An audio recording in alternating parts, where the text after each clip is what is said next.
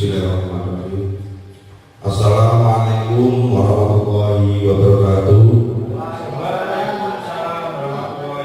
Selamat siang menjelang sore.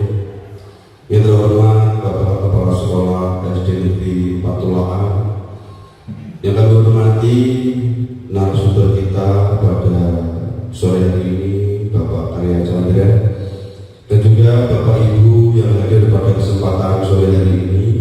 Syukur alhamdulillah kita semuanya hari ini diberikan kesehatan, diberikan kesempatan sehingga dapat berkumpul semua dalam rangka diseminasi berbagi untuk negeri.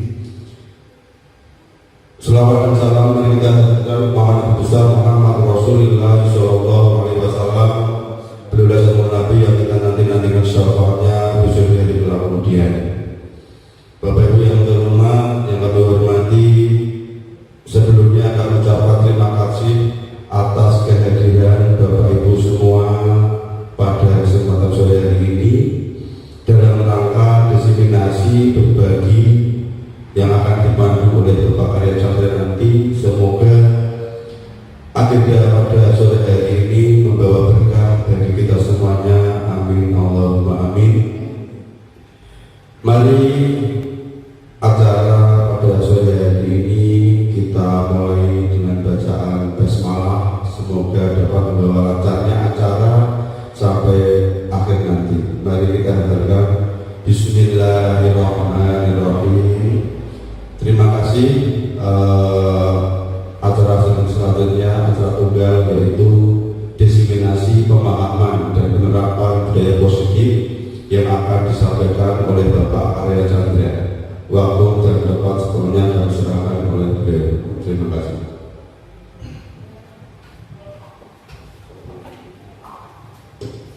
Baik, terima kasih. Assalamualaikum warahmatullahi wabarakatuh. Selamat datang, selamat siang menjelang sore kepada ibu guru yang selain beragama Islam. Sebelumnya yang saya hormati Bapak Abu Prayitno, sarjana pendidikan sekolah dasar selaku Kepala Sekolah SD Negeri Patulahan. Yang saya hormati Bapak Ibu guru beserta karyawan SD Negeri Patulahan, dan ucapan terima kasih kepada moderator yang telah memberikan waktu kepada saya untuk menyampaikan sesuatu kepada Bapak Ibu guru semua.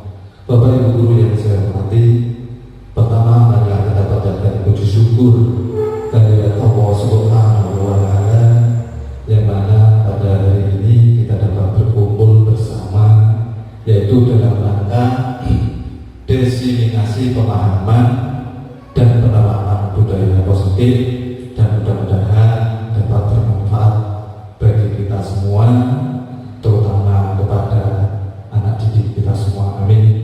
Bapak Ibu, selanjutnya salawat dan salam tetap kita curahkan kepada junjungan kita Nabi Muhammad Rasulullah Shallallahu Alaihi Wasallam. Berkat bimbingan beliau, dengan kita menganut sunnah-sunnah beliau, mudah-mudahan kita mendapatkan syafaatnya. Amin.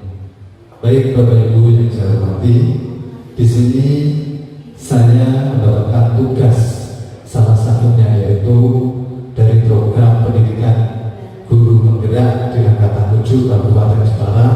Salah satunya yaitu menyampaikan tentang budaya positif, tepatnya di modul 1.4. Semoga Bapak Ibu guru dapat menerima dan dapat melaksanakan apa yang saya sampaikan. Dan di sini juga saya tidak, istilahnya tidak sumber dari segala sumber, karena kita di sini saling berbagi bersama-sama sehingga bisa menjadi manfaat bagi kita semua.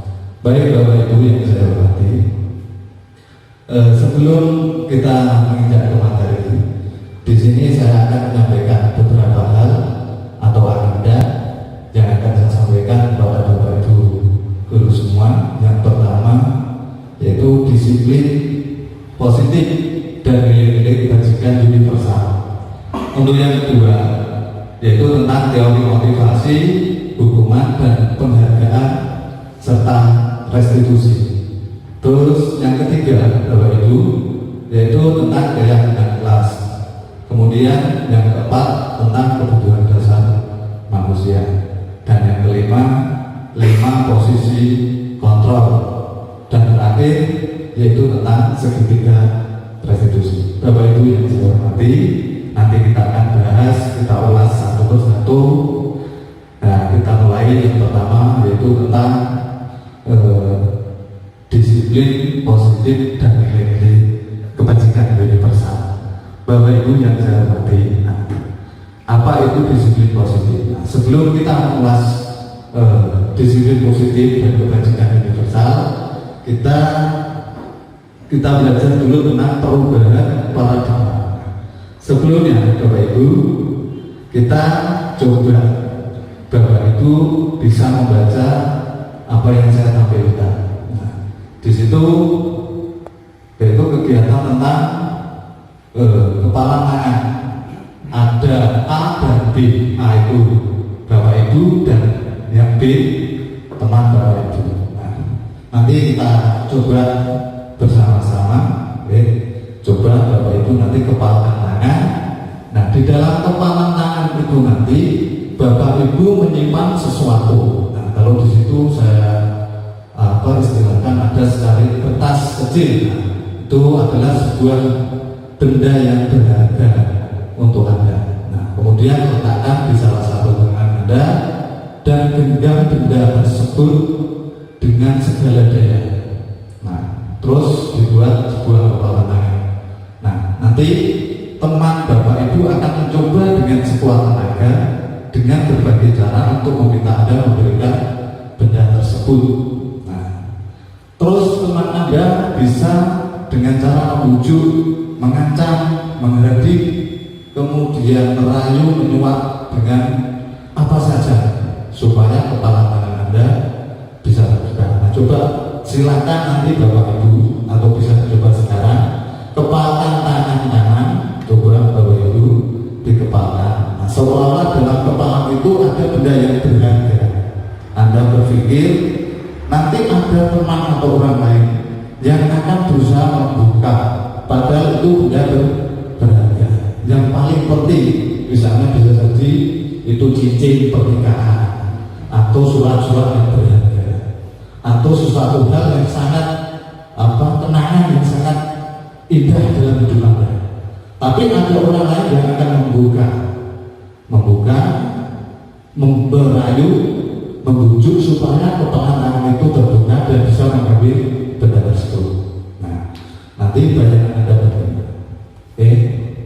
Kemudian setelah kalian bayangkan itu, nanti panjenengan buka atau Bapak Ibu buka atau tetap dikepalkan. Nah, setelah itu nanti, apakah Anda membuka kepala tangan Anda? Mengapa? Apa alasan Anda membuka kepala tangan Anda? Nah, kemudian yang kedua, timbul pertanyaan lagi, apakah Anda menutup kepala tangan Anda? Mengapa?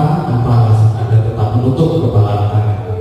Nah, yang ketiga, dalam kegiatan ini mengepalkan tangan, sesungguhnya siapa yang memegang kendali atau kontrol untuk membuka maupun menutup kepala tangan? Jadi Bapak Ibu, itu bisa terbuka dan tetap tertutup, itu kan dari siapa? Yang mengontrol dari siapa?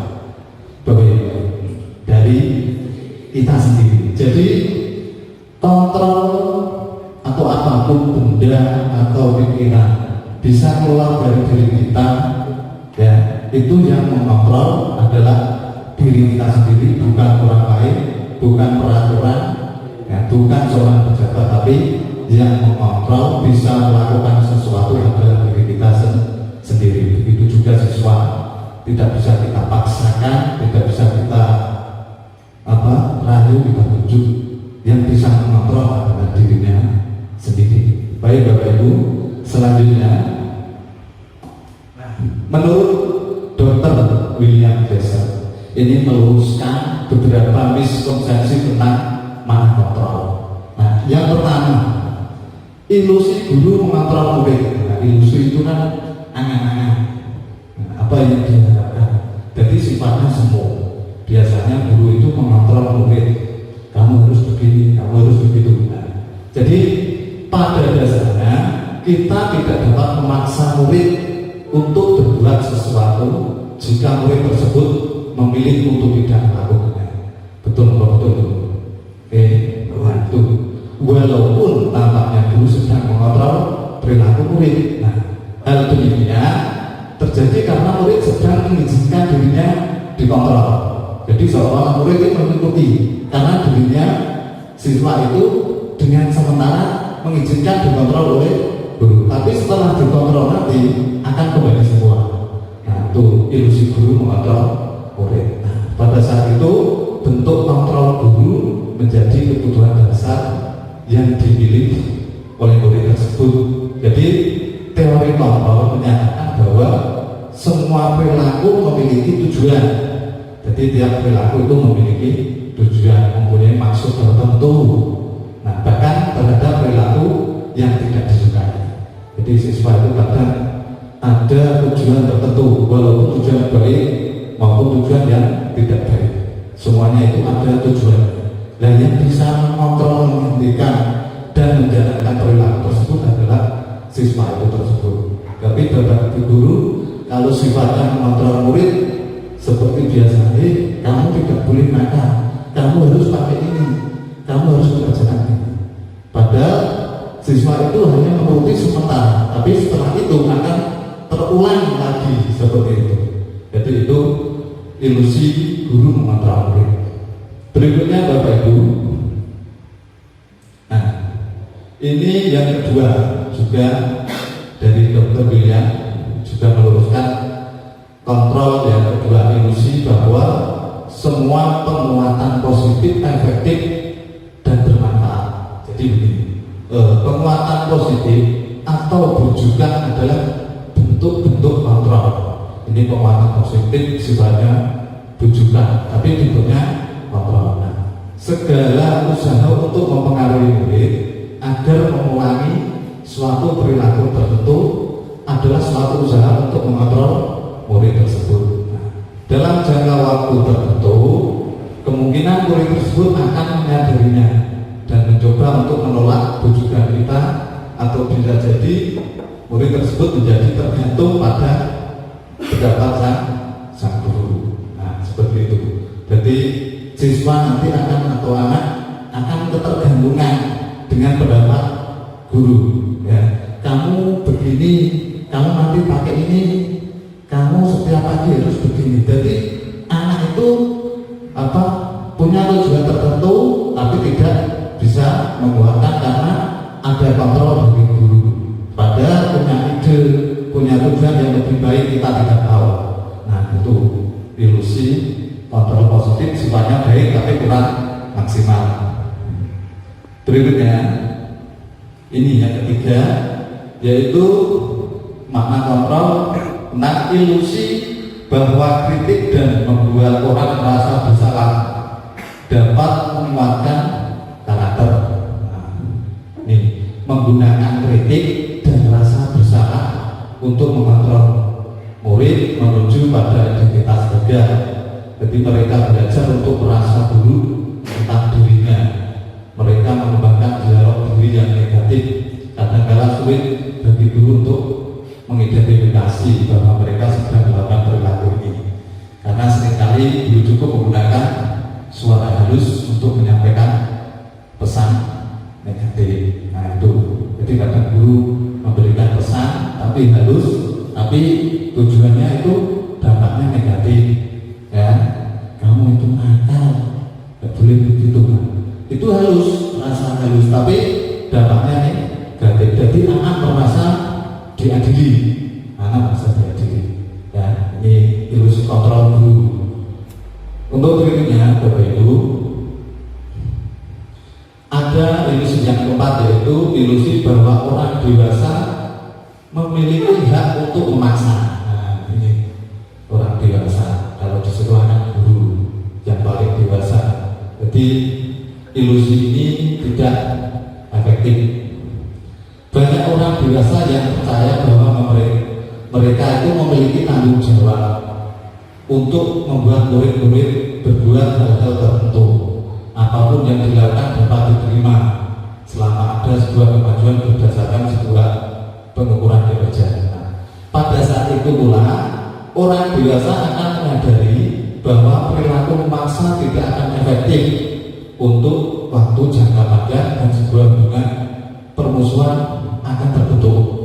Jadi kadang kala itu kita sebagai guru memaksakan kehendak kepada siswa, ilusi orang dewasa merasa punya hak untuk memaksa siswa. Ya, kamu hari ini harus berpakaian ini, kamu hari ini harus menghafalkan perkalian. Nah, itu sifatnya memaksa. Padahal dalam diri anak mempunyai kelebihan kemampuan yang lain. Nah, dipaksakan seperti itu, nanti ini tidak akan efektif dalam jangka waktu yang panjang. Ini bisa menyebabkan sebuah permusuhan dan sering diingat anak sampai besar. Nah, berikutnya Bapak Ibu, bagaimana seorang merubah paradigma pola pikir kita dari stimulus respon kepada pendekatan teori kontrol. Kita simak berikutnya. Nah, menurut Stephen Covey, yaitu prinsip counter leadership tahun 91 mengatakan bahwa bila kita ingin membuat kemajuan perlahan sedikit demi sedikit, ubahlah sikap atau perilaku Anda.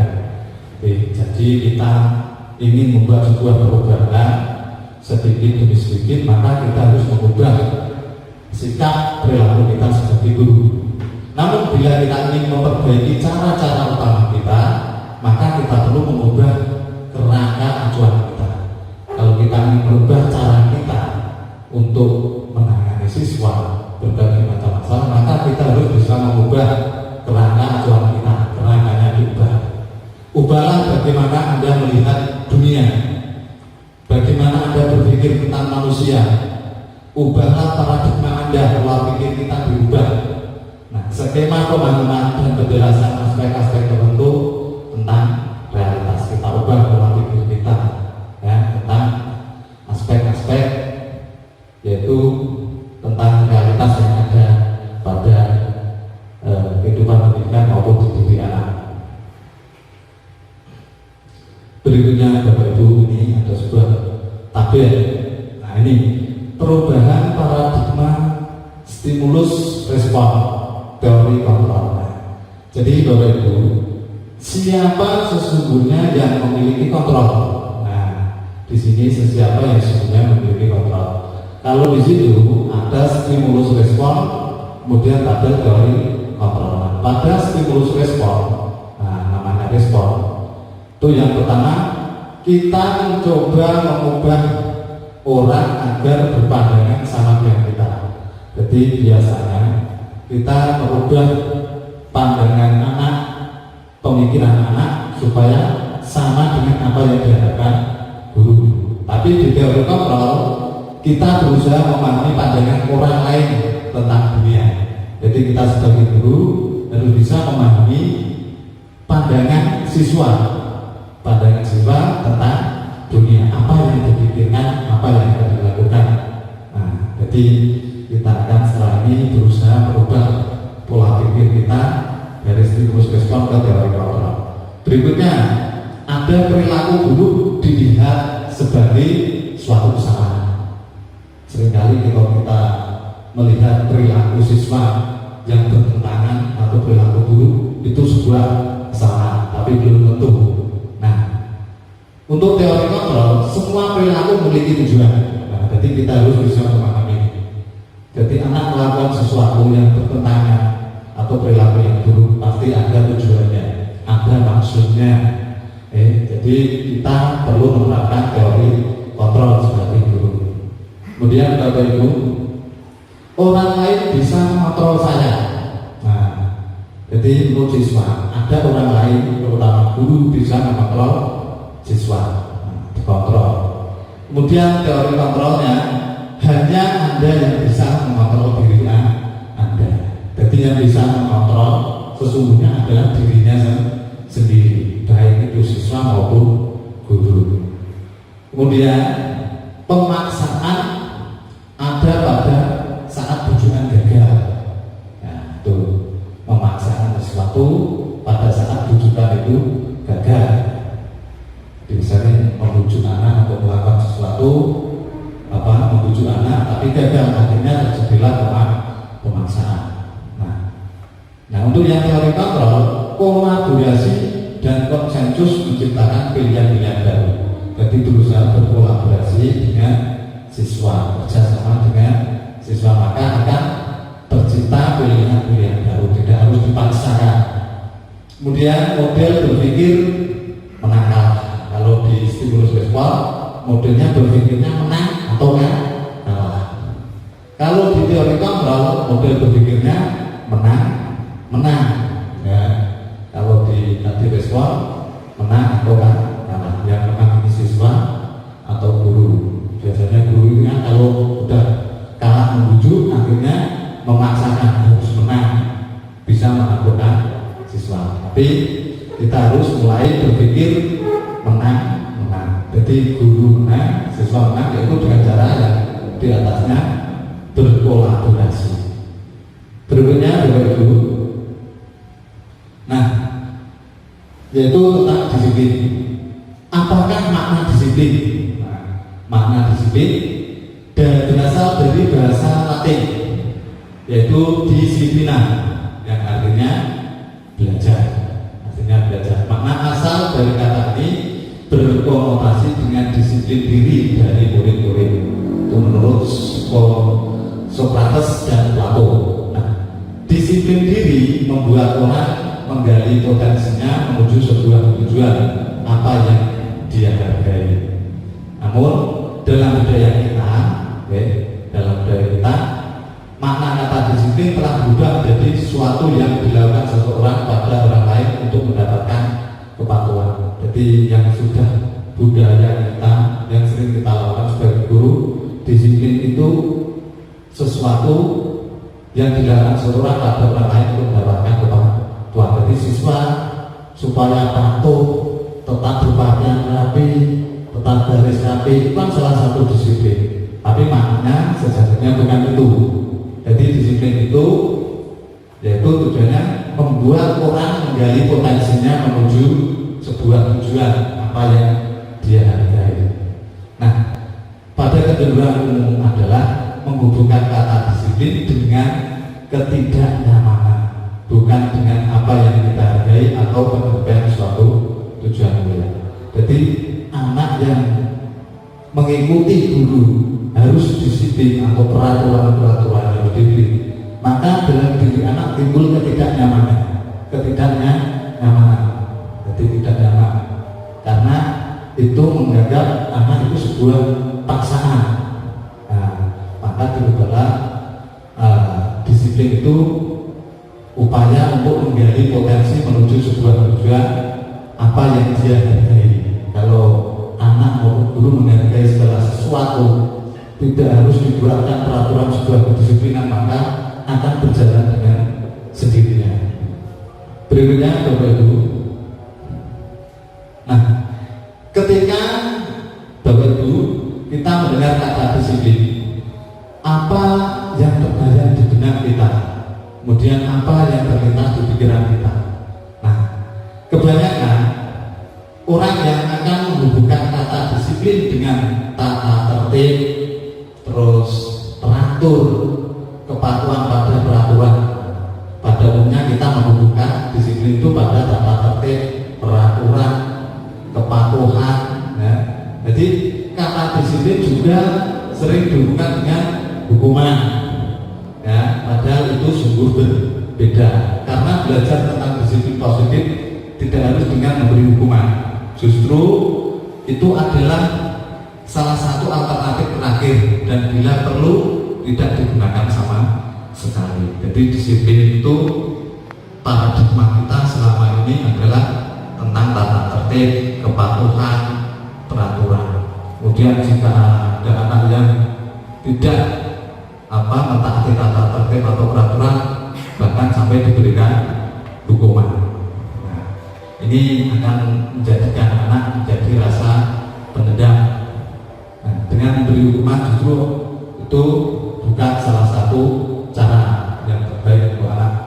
Jadi Bapak Ibu, kita sebagai pendidik, tujuan kita adalah menciptakan anak yang memiliki disiplin diri, sehingga mereka bisa berperilaku dengan mengacu pada nilai-nilai kebajikan universal dan memiliki motivasi intrinsik bukan ekstrinsik. Jadi motivasi dari diri sendiri, motivasi yang timbul dari diri anak, bukan dari orang lain. Jadi tujuan kita sebagai pendidik telah mempelajari ini adalah membentuk siswa supaya memiliki disiplin positif yang baik, yang berperilaku yang baik, yang timbul dari dirinya sendiri, bukan hanya sekedar mentaati tata tertib peraturan. Tapi setelah mentaati itu tidak ada guru, anak kembali semua. Ya, jadi berupaya kita sebagai guru untuk menumbuhkan rasa disiplin diri yang timbul dari diri siswa tersebut. Baik Bapak Ibu, berikutnya yaitu tentang nilai-nilai kebajikan universal. Kebajikan nilai-nilai universal adalah sifat-sifat positif manusia yang merupakan tujuan mulia yang ingin dicapai setiap individu. Nah, nilai-nilai tersebut bersifat universal dan lintas bahasa, suku, bangsa, agama maupun latar belakang.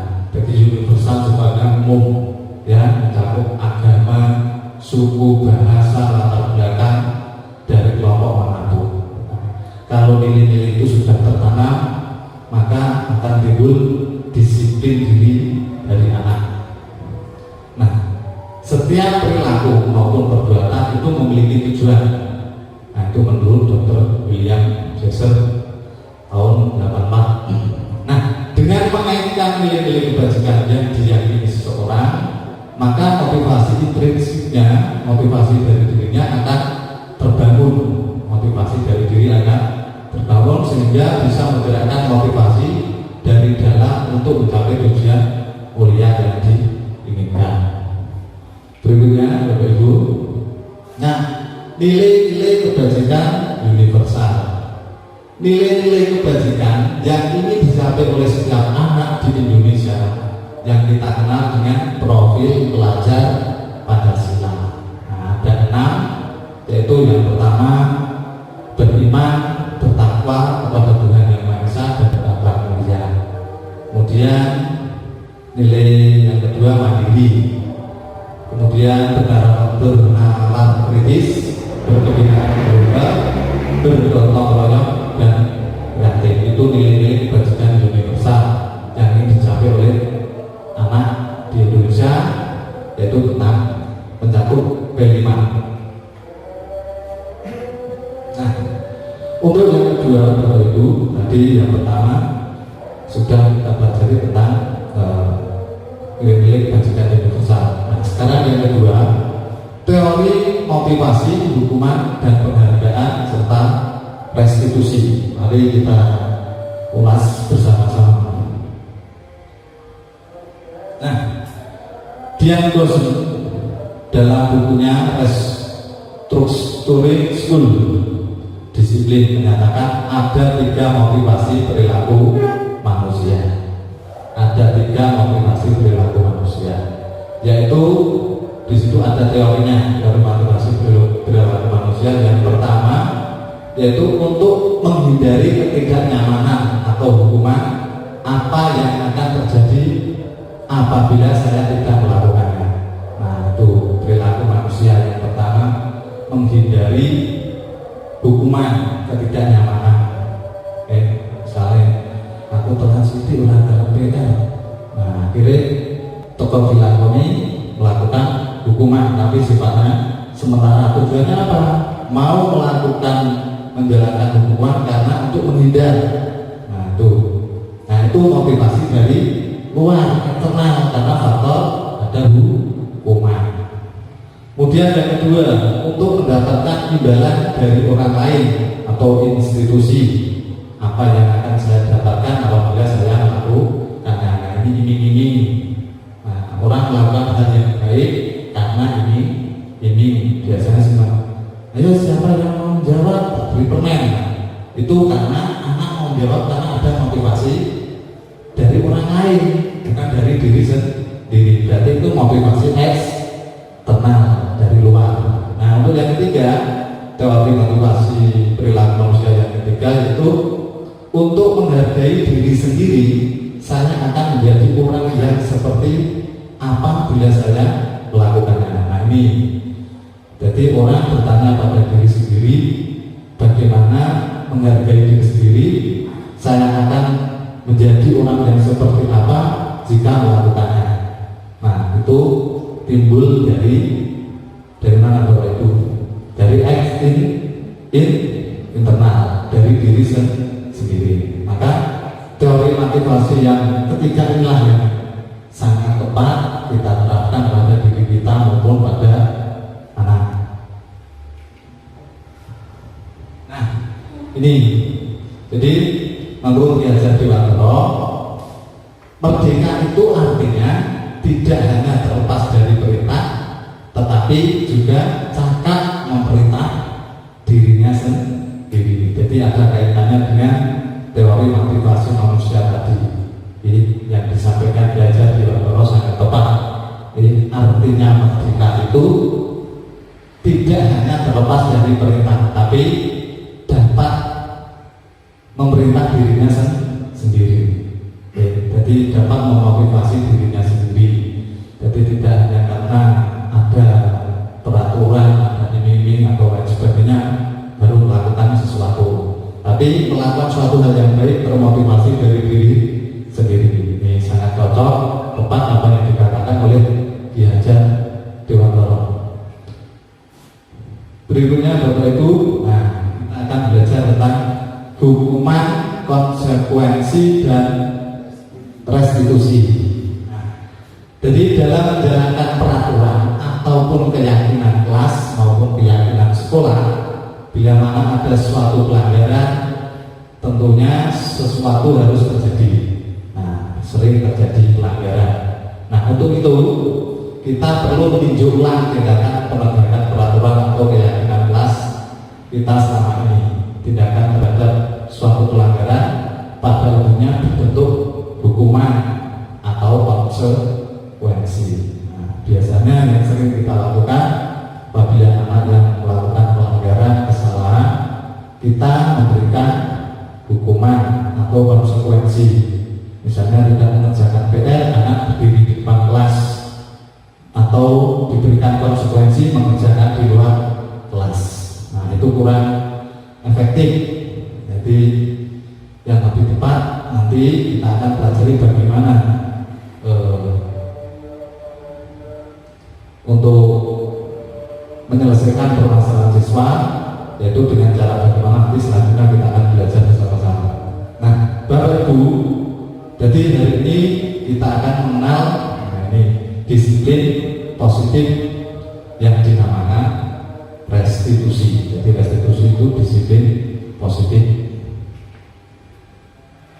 Nah,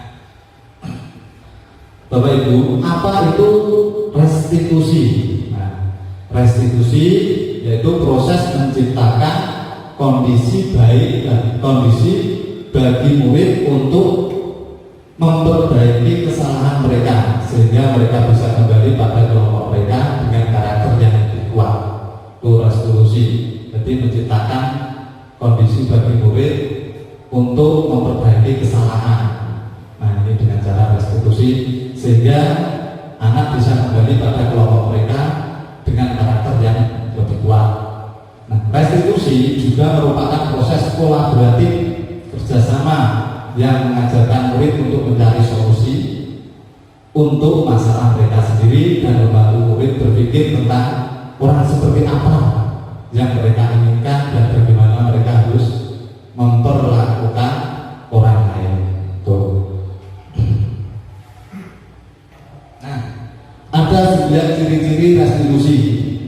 Nah, cirinya yang pertama, restitusi itu bukan untuk menebus kesalahan, namun untuk belajar dari kesalahan. Jadi kita tuntut anak dengan cara restitusi. Jadi bukan kesalahan itu ditebus dengan konsekuensi atau hukuman, tapi anak dituntut untuk belajar dari kesalahan. Nah, untuk yang kedua, memperbaiki hubungan. Nah, ini restitusi bisa memperbaiki hubungan. Kalau kita hukum dalam hati anak, diri anak timbul rasa dendam kepada guru. Nah, itu. Tapi kalau dengan cara restitusi akan memperbaiki hubungan baik guru dengan siswa maupun siswa dengan siswa. Kemudian yang ketiga, ini ciri-ciri yang ketiga yaitu sebuah tawaran. Nah, ini tawaran bukan paksaan. Nah, ditawari cara menyelesaikan sebuah masalah yang dialami oleh siswa. Kemudian yang keempat, restitusi itu menuntut untuk melihat ke dalam diri anak. Nah, ini tujuannya salah satunya cirinya menuntut anak istilahnya mengoreksi dirinya sendiri, melihat ke dalam dirinya sendiri, introspeksi diri. Itu tujuannya. Kemudian restitusi juga mencari kebutuhan dasar yang mendasari tindakan. Nah, ini mencari kebutuhan dasar yang mendasari tindakannya. Yang keenam yaitu restitusi diri adalah cara yang paling baik. Nah, cara yang paling baik ini restitusi. Jadi bisa berkolaborasi, diskusi tanpa harus menyakiti siswa. Bisa melatih anak melihat kesalahannya dan cari solusinya.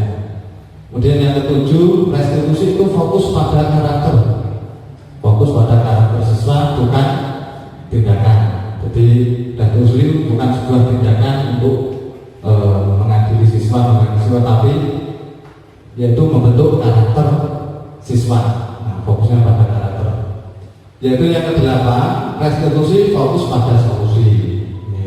Restitusi juga berfokus pada solusi, cara-cara menyelesaikan masalah dengan cara bagaimana, diskusi antara guru dan siswa. Yang terakhir 9, yaitu restitusi mengembalikan murid yang berbuat salah pada kelompoknya. Mengembalikan murid yang berbuat salah pada kelompoknya. Biasanya kalau ada siswa yang salah, keliru, mau kembali ke kelompoknya, ke temannya, kadang malu, merasa terpojokkan, merasa tersinggir. Nah, ini dengan cara restitusi, setelah melakukan kesalahan, dibimbing, mencari solusi, maka setelah itu siswa nanti akan kembali ke kelompoknya, ke lingkungan bermain dengan teman-temannya dan tidak malu-malu. Berikutnya, Bapak Ibu, kata disiplin tanpa kata, saya ulangi, kata disiplin tanpa tambahan kata positif di belakangnya sesungguhnya sudah merupakan identitas sukses dan hukuman merupakan identitas gagal. Jadi disiplin itu sebenarnya sudah identitas sukses dan hukuman merupakan identitas gagal. Alangkah baiknya ditambahi kata positif yaitu disiplin positif.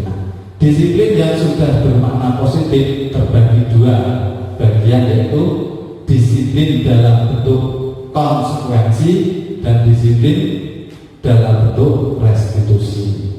Nah, selanjutnya nanti kita akan belajar tentang disiplin, konsekuensi dan dalam bentuk restitusi. Nah, ini ada tabel. Yang pertama, identitas gagal. Nah, jelas kalau identitas gagal itu bentuknya hukuman. Jadi Bapak Ibu, setelah ini jangan sekali-kali kita melakukan hukuman kepada siswa, karena itu sebuah identitas yang gagal. Memberikan predikat identitas kepada siswa sebuah kegagalan, untuk tidak perlu. Kemudian tabel yang berikutnya identitas sukses. Nah, ini sudah kategori disiplin kalau identitas sukses. Nah, disiplin itu terbagi menjadi dua, ada konsekuensi dan restitusi. Nah, misalnya pada hukuman sesuatu yang menyakitkan harus terjadi. Kalau hukuman itu bagi sesuatu yang menyakitkan bagi diri siswa. Nah, kemudian kalau konsekuensi sesuatu harus terjadi. Nah, contohnya tadi, misalnya terlambat masuk kelas, konsekuensinya anak di luar, atau menyobek kertas temannya, konsekuensinya anak mengganti kertas atau mengganti buku, itu konsekuensi. Nah, kalau hukumannya misalnya anak disuruh lari, disuruh berdiri, itu sebuah hukuman. Nah, itu identitas gagal. Kemudian restitusinya yaitu merupakan sebuah pilihan. Anak diberi pilihan sambil berdiskusi, itu restitusi. Kemudian hukuman yang berikutnya itu ada anak nanti tidak nyaman, saya ulangi, tidak nyaman untuk murid anak atau anak untuk jangka panjang. Nah, ini kalau hukuman, ini nanti anak menjadi tidak nyaman, tapi dalam jangka waktu yang panjang.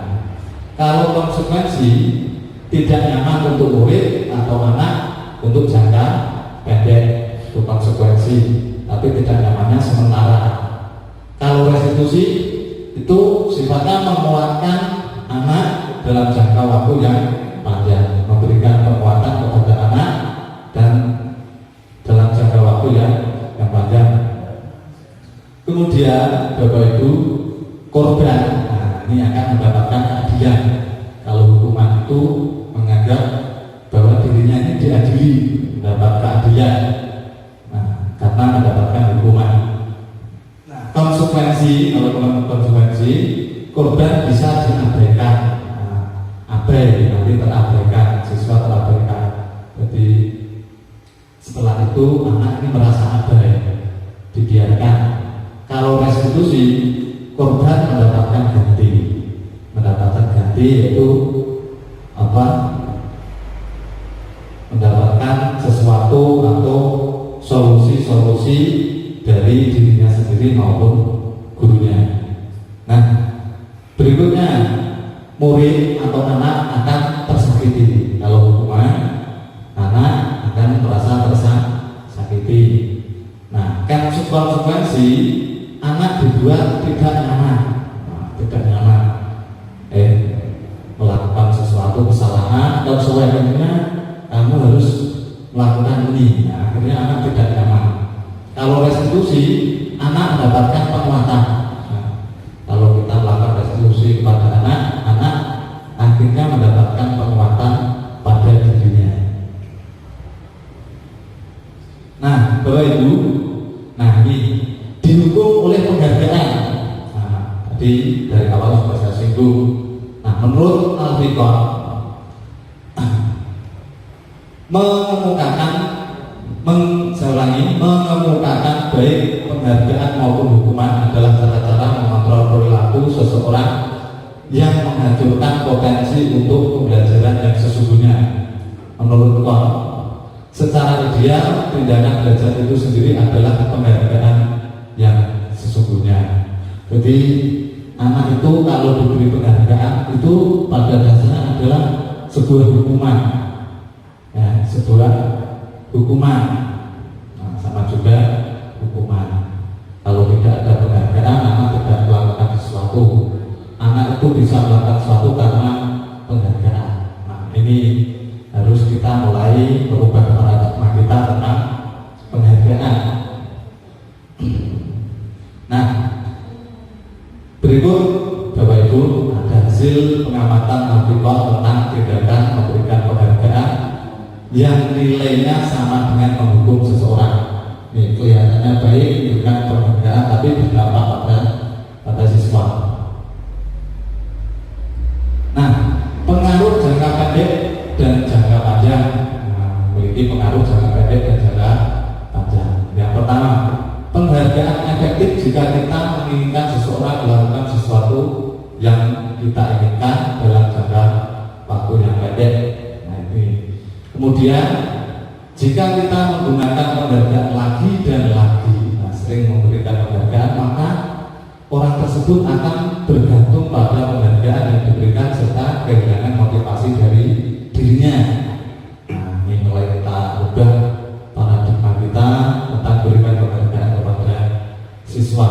karena sesungguhnya penghargaan itu memutus atau menghilangkan motivasi dari diri siswa melakukan hal baik karena penghargaan. Nah, kemudian jika kita mendapatkan penghargaan untuk melakukan sesuatu yang baik, maka selain kita senantiasa berharap mendapatkan penghargaan tersebut tadi, kita pun menjadi tidak menyadari tindakan baik yang kita lakukan. Jadi anak sering mendapatkan penghargaan karena melakukan sesuatu, diiming-imingi gurunya. Siapa yang mau maju, siapa yang mau mengerjakan mendapatkan ini itu. Nah, tapi tanpa penghargaan sesungguhnya anak ini sudah melakukan hal yang baik tanpa disadari. Nah, itu tidak menyadari hal yang baik dilakukan siswa, tapi dia tidak mendapatkan penghargaan. Tuh, sering ketergantungan. Nah, berikutnya penghargaan tidak efektif. Penghargaan tidak efektif. Suatu penghargaan adalah suatu benda atau peristiwa. Nah, penghargaan itu bisa benda atau peristiwa yang diinginkan, yang dibuat dengan persyaratan. Siapa yang mau mengerjakan ini, siapa yang mau menghafalkan ini akan mendapatkan ini. Nah, itu sebuah penghargaan, tapi tidak efektif. Ini hanya jika Anda melakukan hal ini, maka Anda akan mendapatkan penghargaan yang diinginkan. Tuh. Kemudian jika saya mengharapkan sesuatu penghargaan dan tidak mendapatkannya, maka saya akan kecewa dan berkecil hati, serta kemungkinan lain saya tidak akan berusaha sekeras sebelumnya. Jadi sebelumnya berusaha supaya mendapatkan penghargaan, tapi pada akhirnya tidak mendapatkan. Ini membuat hati anak kecewa dan berkecil hati. Nah, pada kesempatan yang akan datang lagi, maka anak akan tidak akan berusaha lagi. Nah, akhirnya anak loko istilahnya. Nah, berikutnya, jika kita memberikan seseorang sesuatu penghargaan untuk melakukan sesuatu, maka kita harus terus-menerus memberikan penghargaan itu jika kita ingin orang tersebut meneruskan perilaku yang kita inginkan. Jadi kita menghentikan penghargaan padahal sudah sering kita berikan penghargaan, maka anak nanti akan menagih terus-menerus, berharap terus. Kalau sudah tidak ada penghargaan, maka kreativitas anak itu sudah tidak ada lagi, bosan karena tidak ada penghargaan. Yang terakhir itu Bapak, orang yang berusaha berhenti merokok atau orang yang berusaha diet menguruskan badan bila diberikan penghargaan pasti tidak berhasil. Nah, ini saya beratkan, orang yang berhenti merokok karena penghargaan atau orang diet karena penghargaan, saya pastikan tidak berhasil. Karena harapannya saya akan berhenti merokok dapat ini, saya akan diet kalau badan saya kecil nanti mendapatkan ini. Itu pasti tidak berhasil karena tidak timbul dari intrinsik dari dirinya sendiri karena penghargaan. Nah, berikutnya Bapak Ibu, penghargaan juga bisa merusak hubungan. Apa Bapak? Misalnya ketika seseorang diberi penghargaan atau dipuji di depan orang banyak, maka orang lain yang merasa iri, orang yang tidak dipuji, sebagian dari mereka tidak akan menyukai orang yang diberikan penghargaan. Saya Bapak itu di kelas memberikan penghargaan pada si A, tapi si B, C dan yang lain merasa iri, akhirnya tidak menyukai si A. Nah, inilah bisa menimbulkan merusak hubungan dengan teman-teman karena menyebabkan iri tadi. Kemudian jika seorang guru sering memberikan penghargaan kepada muridnya, besar kemungkinan murid-muridnya termotivasi hanya untuk menyenangkan gurunya. Mereka tidak akan bersikap jujur kepada guru tersebut. Jadi Bapak Ibu, kalau kita sering berikan penghargaan, nah anak itu motivasinya karena penghargaan, ya. Jadi tidak bisa termotivasi dari dirinya sendiri. Setelah tidak ada penghargaan, maka motivasi anak akan menurun. Berikutnya, penghargaan bisa menciptakan persaingan di dalam kelas, dan persaingan menciptakan kecemasan. Karena penghargaan, maka sesama temannya nanti akan bersaing,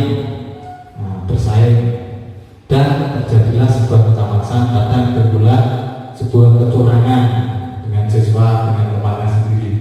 Itu. Kemudian mereka yang percaya bahwa mereka tidak memiliki kesempatan untuk mendapatkan penghargaan akan berhenti mencoba. Jadi ada anak yang merasa ada temannya lebih pintar, dia merasa bahwa saya nanti pasti tidak dapat penghargaan karena teman saya lebih pandai. Maka disitulah anak akan terhenti mencoba, motivasinya akan terhenti. Semoga di sini, ya. Nah, Bapak Ibu, ini ada lagi penghargaan mengurangi ketepatan. Penghargaan bisa mengurangi ketepatan. Apa itu? Misalnya anak-anak diminta mengingat kata-kata tertentu, ini sebuah ilustrasi.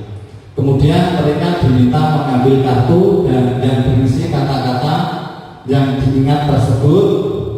Setiap kali muncul, beberapa anak diberikan permen setiap mereka memberikan jawaban yang benar, dan sebagian lain hanya diberitahu saja bila jawaban mereka benar. Hasilnya, anak-anak yang mendapatkan permen jawabannya banyak yang tidak tepat dibandingkan anak-anak yang hanya diberitahu jawaban yang benar. Jadi banyak anak yang sejatinya sudah tahu, tapi pas kebetulan tidak dapat penghargaan. Akhirnya yang mendapat penghargaan tadi kurang tepat jawabannya, padahal yang tidak dapat penghargaan jawabannya lebih benar, lebih tepat. Ini bisa mengurangi ketepatan. Berikutnya, penghargaan juga bisa menurunkan kualitas. Kualitas bisa menurun karena penghargaan. Pengamatan dilakukan pada sekelompok mahasiswa. Ini sebuah ilustrasi juga. Mahasiswa yang sedang kerja praktek di sebuah surat kabar universitas. Saat itu mereka sedang belajar menuliskan sebuah artikel tentang sebuah judul berita utama. Seiring waktu, mahasiswa tersebut semakin mampu bekerja dengan cepat. Kemudian ada beberapa mahasiswa yang dibayar. Ini diberi penghargaan atau dibayar untuk setiap judul diberi di judul berita itu diberi mereka mampu untuk setiap judul berita utama yang mereka mampu hasilkan, dan setelah beberapa lama mahasiswa yang dibayar ini hasil kerjanya berhenti berkembang. Mereka tidak menerima bayaran, terus berupaya mengasah diri menjadi lebih baik. Jadi mahasiswa sudah diberi bayaran, setiap judul diberi bayaran. Jadi saya sudah mendapatkan bayaran ini hanya sekedar membuat berita ini. Padahal ada mahasiswa yang tidak dibayar, berusaha keras supaya mendapatkan berita judul yang lebih baik. Artinya yang sudah mendapatkan bayaran kualitasnya menurun, tetap di situ, karena saya mendapatkan nilai 7 itu sudah bagus, dapat penghargaan, artinya sudah sampai di situ sudah cukup. Berpikir seperti itu. Yang tidak mendapatkan penghargaan tadi berupaya keras untuk berbuat lebih baik lagi, ya. Akhirnya yang tidak mendapatkan penghargaan hasilnya lebih baik daripada yang mendapatkan penghargaan. Kemudian, penghargaan bisa mematikan kreativitas. Karena penghargaan, kreativitas bisa terhenti. Contoh, murid-murid diminta berpikir mengenai hadiah atau penghargaan yang bisa mereka dapatkan bila berhasil menulis sebuah puisi. Kreativitas kelompok murid-murid ini menjadi berkurang dibandingkan dengan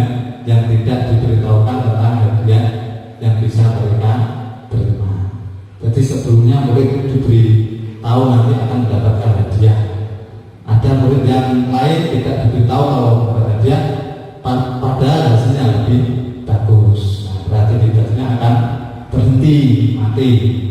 Kemudian penelitian menunjukkan bahwa pekerjaan seni atau sebuah penulisan cerita menjadi kurang kreatif bila dijadikan sebuah hadiah atau penghargaan.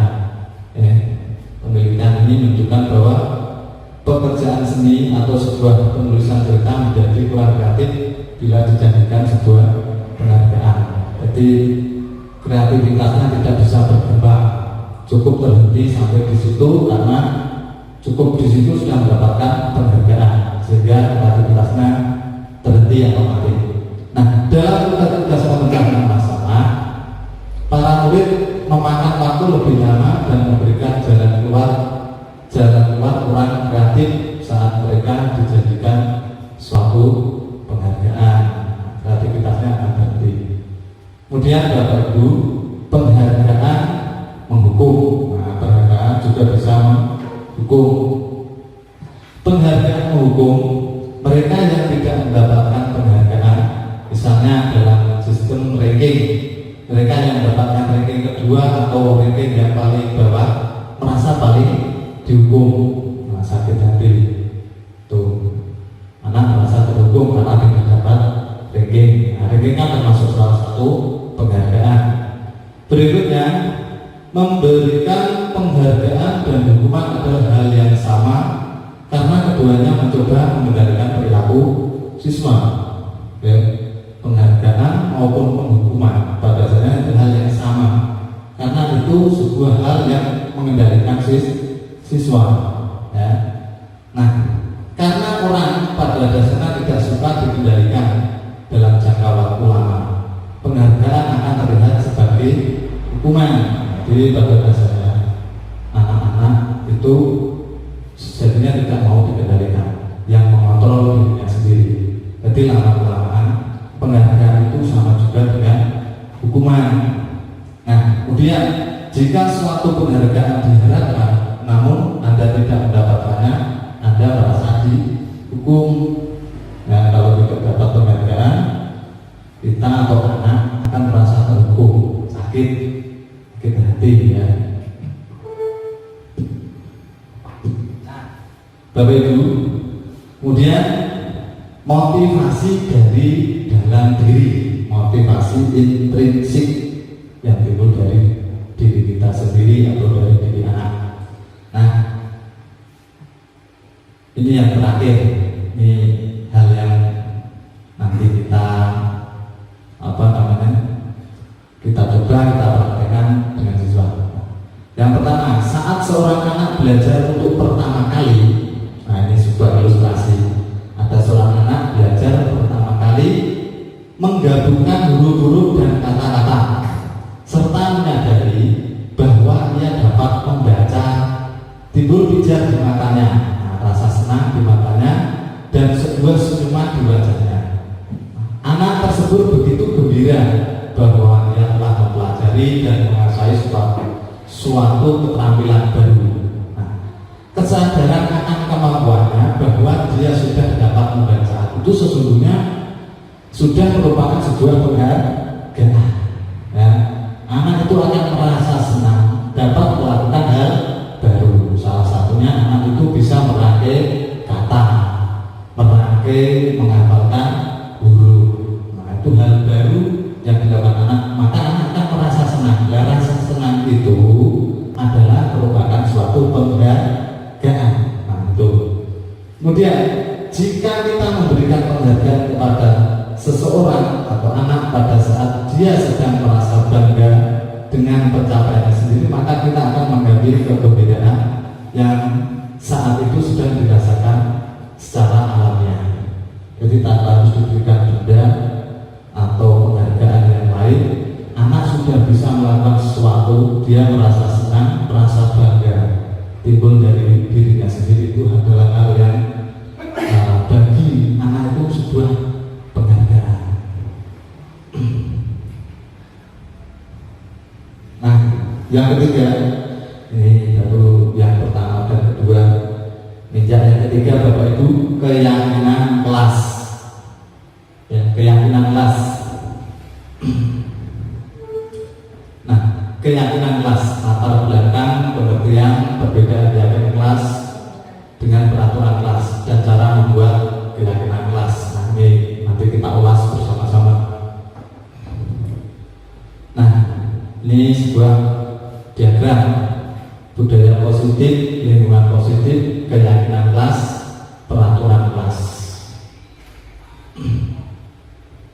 Nah, keyakinan kelas merupakan bagian awal dari budaya positif. Keyakinan kelas itu bagian awal dari budaya positif. Sebagai langkah awal untuk penerapan budaya positif bisa dilakukan dengan membuat kesepakatan kelas. Dalam pelaksanaannya harus melibatkan peserta didik. Jika Bapak Ibu nantinya melakukan kesepakatan kelas, membuat keyakinan, maka anak harus dilibatkan. Nah, bagaimana nanti melibatkannya kita belajar bersama-sama. Pengertian keyakinan kelas, keyakinan bersama-sama yang berisi nilai-nilai yang dikerjakan kemudian dengan sadar dan tanpa paksaan disepakati oleh seluruh anggota kelas untuk menciptakan budaya positif di sekolah. Biasanya kalau kita membuat peraturan, kita buat sendiri, kita tanggal, anak suruh membaca. Tapi di sini keyakinan kelas adalah melibatkan siswa. Siswa terlibat diskusi apa yang diinginkan siswa untuk kebaikan di kelas. Berikutnya, nah, mengapa harus keyakinan kelas? Mengapa bukan peraturan kelas? Nah, keyakinan untuk mendukung motivasi diri intrinsik tadi, kembali ke nilai-nilai atau keyakinan pada diri seseorang, karena keyakinan tadi lebih menggerakkan seseorang daripada sekedar mengikuti peraturan. Jadi tujuannya keyakinan dibuat itu yang muncul dari diri anak, tujuannya untuk menggerakkan dari dirinya sendiri, muncul dari intrinsik dari dirinya tanpa harus mengikuti peraturan-peraturan yang dibuat orang lain. Nanti kalau ini sudah berjalan, maka Bapak Ibu guru akan terasa ringan untuk belajar dengan siswa. Cara membuat kesepakatan kelas, nah, caranya bagaimana? Nah, dilakukan di awal pembelajaran, kemudian nanti dibuat forum diskusi untuk mengungkapkan keinginan dalam pembelajaran di kelas, diskusi guru dan siswa, ya, siswa dilibatkan. Kemudian siswa menuliskan harapan pada kertas, kelompokkan nilai-nilai positif yang serupa. Jadi siswa diberi kertas atau dengan cara yang lain disuruh menulis di gambar. Nah, isi kertas yang ditulis oleh siswa ini adalah sebuah keyakinan kelas dan kita kelompokkan sesuai dengan nilai-nilainya yang serupa.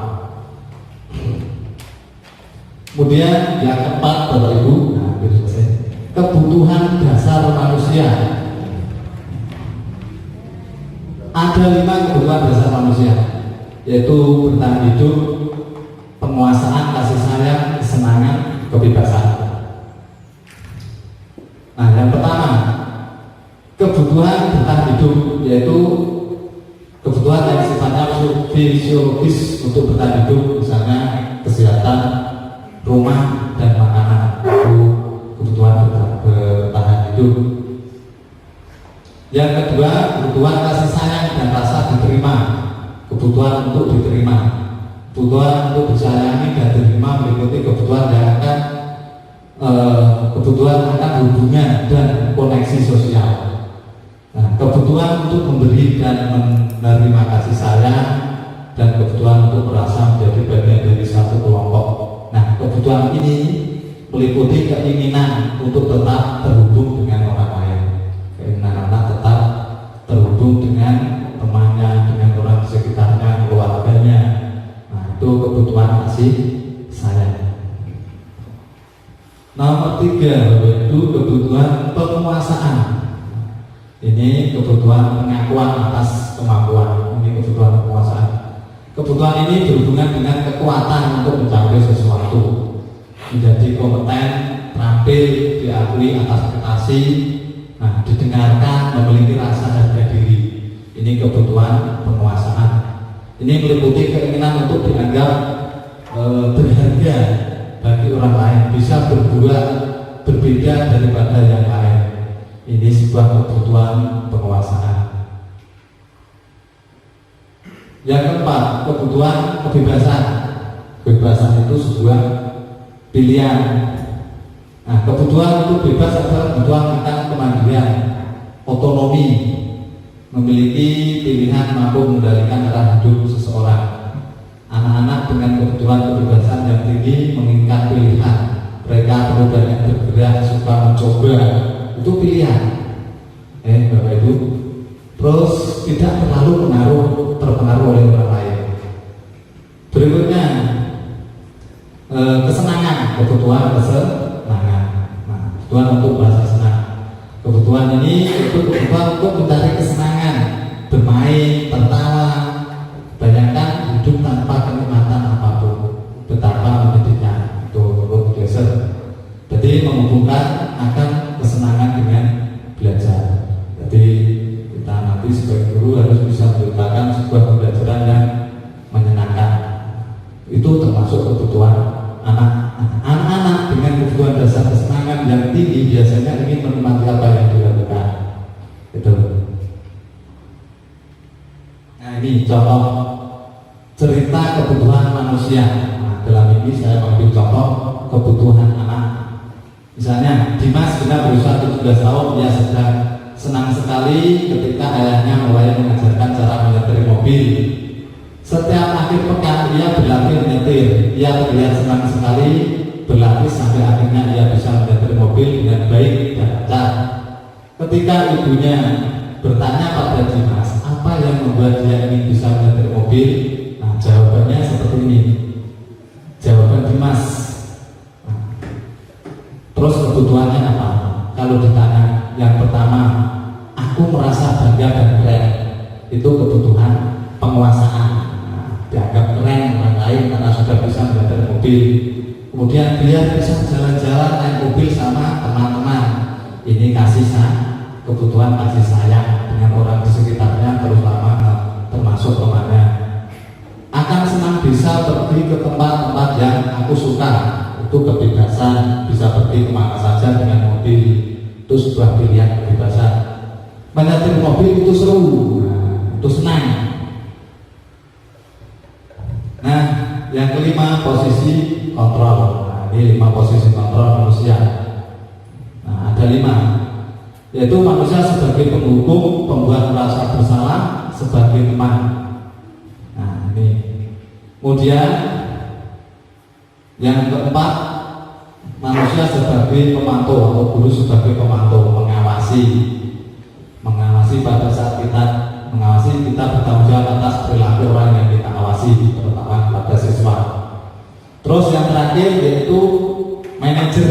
Nah, ini yang terpenting, guru harus bisa menjadi manajer. Nah, yaitu posisi di mana guru berbuat sesuatu bersama dengan murid, mempersilahkan murid mempertanggungjawabkan perilakunya, mendukung murid agar dapat menemukan solusi atas permasalahannya sendiri. Nah, ini hal yang paling baik adalah guru sebagai manajer. Nah, ini 5 posisi kontrol. Bisa jelas ya, teman-teman? Nah, ini posisi kontrol. Saya ambil salah satu saja. Nah, misalnya motivasi. Nah, cara guru berbuat identitas gagal, menghindari hukuman, itu identitas gagal. Penghukum membuat orang bersalah, itu sebuah identitas gagal. Kemudian identitas berhasil, sukses, itu kontrol. Kontrol dari luar.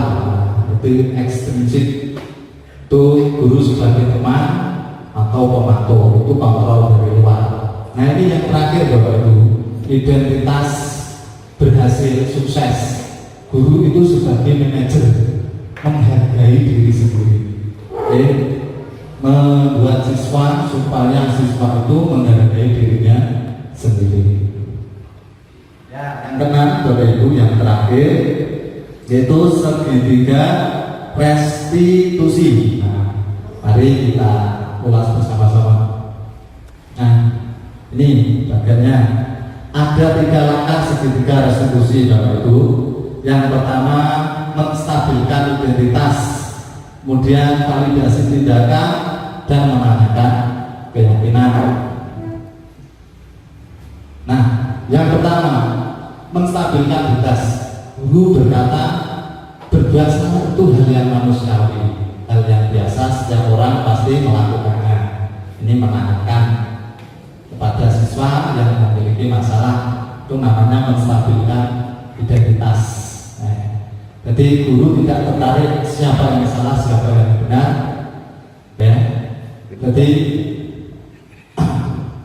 kalau kamu menyalahkan dirimu sendiri terus-menerus, apakah kamu bersikap baik pada dirimu sendiri? Jadi anak ditanya, ya Pak, saya yang salah. Nah, guru bertanya, kalau kamu menyalahkan dirimu, apakah kamu bersikap baik pada dirimu sendiri? Ini salah satu menstabilkan identitas. Berikutnya, validasi kebutuhan. Nah, membantu siswa mengenali kebutuhan yang diperlukan ketika melakukan kesalahan itu. Kebutuhan apa yang dilakukan? Nah, ini salah satu contoh. Guru harus berkata, misalnya, kamu bisa saja kan melakukan hal yang lebih buruk, tapi kamu tidak melakukannya. Kamu pasti punya alasan mengapa melakukannya.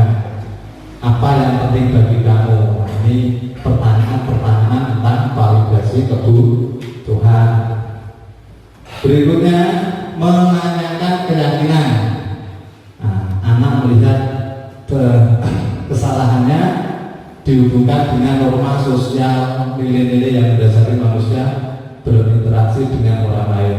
Nah, kata atau kalimat mana yang ditanyakan oleh guru, misalnya apa nilai yang kita percaya di kelas, nilai universal apa yang telah kita sepakati, kelas yang ideal itu seperti apa. Nah, itu salah satu pertanyaan untuk meyakinkan, menanyakan keyakinan pada siswa. Nah, ini salah satu hal-hal yang praktek budaya positif yang sudah saya lakukan di kelas. Ini foto-fotonya. Ada Bapak Ibu sebenarnya sudah melakukan hal tersebut, tapi tidak menyadari kalau itu budaya positif. Misalnya Jumat sehat, Jumat bersih, doa bersama, upacara bendera, terus budi pekerti. Nah, ini contoh membuat kesepakatan di kelas, berdiskusi dengan teman, ditempel di depan kelas.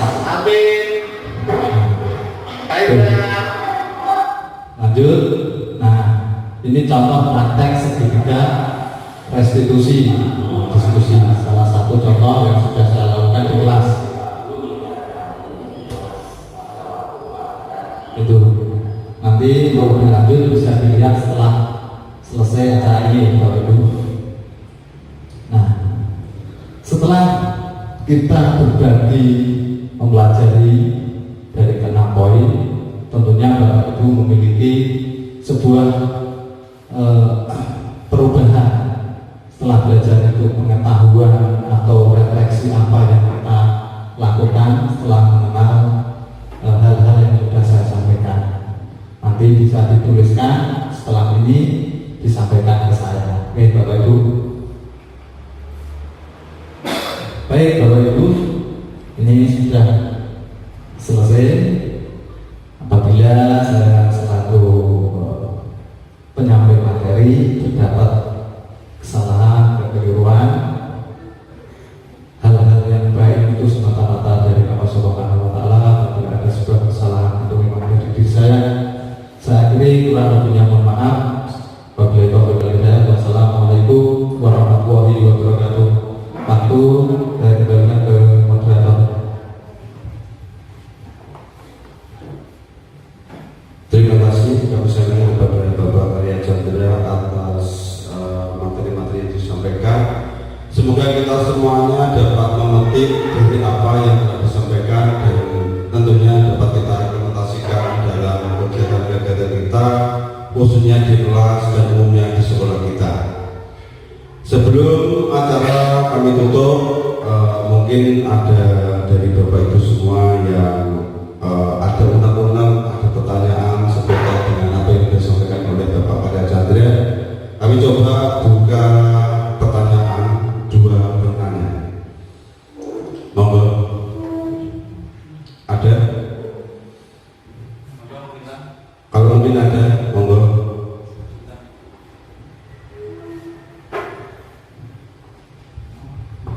Perkenalkan saya Ida Berina mau bertanya.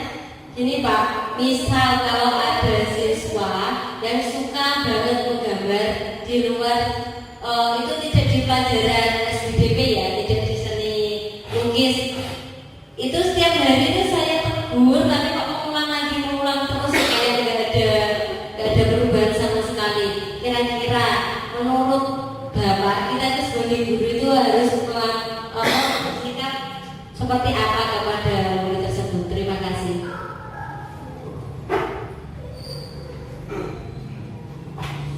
Mau langsung dijawab apa tambah penanya?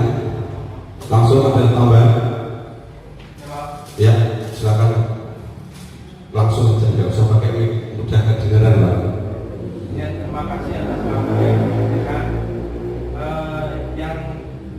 Saya ada pertanyaan ini untuk Pak Condro mengenai yang berkaitan dengan materi yang Bapak sampaikan. Apa yang harus kita lakukan untuk menyelesaikan masalah pada murid supaya murid tidak mengulangi masalah yang sama, misalnya terlambat, terus atribut tidak lengkap dan tidak mengerjakan tugas. Baik Bapak Ibu, langsung saja. Tadi pertanyaan dari Ibu Intan, ada siswa yang sering menggambar, melukis tapi tidak tepat waktunya ya. Misalnya pada pelajaran matematika, bahasa Indonesia, anak itu tetap menggambar. Nah ini kalau kita sebagai guru, kita harus mengenal filosofi belajar di lapangan. Ibarat murid itu diibaratkan guru itu seorang petani, murid itu adalah padi.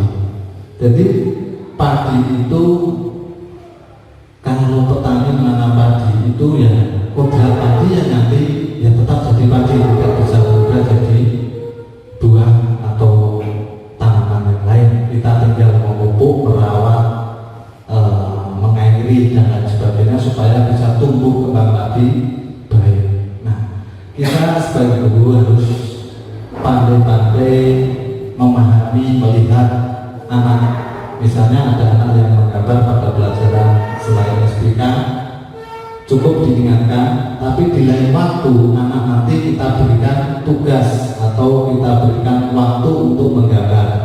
Misalnya setelah pulang anak dipanggil kepada waktu istirahat, nanti Bu Guru gambarkan ini, kamu suka menggambarkan, nanti kamu gambar ini. Nah nanti anak akan termotivasi. Itu salah satu menuntun laku anak. Nah, jangan dihentikan. Nanti jangan menggambar dulu, ini pelajaran ini. Cukup diingatkan, kita belajar matematika, nanti kita belajar setelah itu belajar melukis dengan Bu Guru. Nah, setelah istirahat dipanggil, nanti anak itu kita arahkan sesuai laku anak yang diminati anak. Itu salah satu menggali potensi, minat dan bakat anak. Tadi kemudian Pak Aris bertanya tentang siswa yang sering melanggar sudah diingatkan tapi sering dilakukan. Nah ini salah satunya yaitu tadi sudah saya sampaikan dengan cara kita praktekkan segitiga resolusi. Nah tadi ini sudah saya sampaikan. Nah contohnya, nah segitiga resolusi itu yang pertama yaitu dengan cara menstabilkan integrasi. Misalnya anak yang bermasalah tadi setelah istirahat atau pulang dipanggil, nah kita praktekkan segitiga restitusi. Nah yang pertama stabilkan identitas. Kita bertanya kepada siswa, mengapa kamu melakukan ini? Terus anak menjawab ini. Setelah menjawab, maaf Pak saya salah misalnya itu. Nah saya tidak akan menyalahkan dirimu, tapi kamu harus tahu bahwa itu sebuah kesalahan dan apa. Nah, setelah itu kemudian anak kita validasi kebutuhan dari masalah itu adalah anak melakukan hal yang lebih buruk, kamu melakukan hal yang lebih buruk tapi kamu tidak melakukannya. Anak itu bisa melakukan hal yang punya alasan. Nah, ditanya seperti itu, mengapa kamu melakukan ini? Saya terlambat Pak, tadi malam saya kemalaman tidur sampai larut malam. Itu akibatnya. Terus usaha apa yang kamu lakukan setelah ini? Nah, saya akan bangun tidur lebih awal Pak, supaya tidak bangun kesiangan, misalnya seperti itu. Kemudian setelah itu Bapak Ibu guru menanyakan keyakinan, apakah kamu nanti yang besar nanti ingin menjadi orang yang baik, cita-citamu supaya tercapai, ingin Pak? Nah, maka dari itu kamu tidak boleh bangun kesiangan, harus melakukan hal-hal yang baik supaya cita-citamu, keinginanmu tercapai, seperti itu kan. Selain itu pula Bapak Ibu juga bisa berkolaborasi dengan stakeholder tidak harus dinas terkait, dengan instansi yang lain, tidak, dengan masyarakat, dengan wali murid, bertanya kepada orang tua, Bu, Pak, Sina kok begini di rumah bagaimana? Kita menggali informasi dari orang tua, kemudian menggali informasi dari guru lain, misalnya guru agama, guru BJK bisa. Pada saat pelajaran ini bagaimana Pak? Pada saat pelajaran agama bagaimana? Nah, setelah kita gali, maka kita bisa mengumpulkan informasi. Nah, setelah itu kita baru bisa informasi kita dapat, baru kita menyelesaikan masalah yang tepat, hal yang tepat untuk menyelesaikan masalah tersebut. Jadi intinya nanti silakan dicoba Bapak Ibu segitiga restitusi untuk menyelesaikan masalah anak. Demikian Pak Bu, terima kasih. Terima kasih atas jawaban yang disampaikan. Semoga dapat menambah atau mewakili jawaban dari beritan dari Pak Aris. Untuk selanjutnya cukup ya?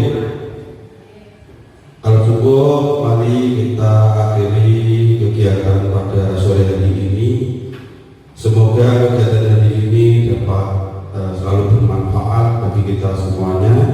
Dan saya selaku moderator, mohon maaf apabila dalam membawa kegiatan hari ini kurang pas atau kurang benar di hati Bapak Ibu semuanya.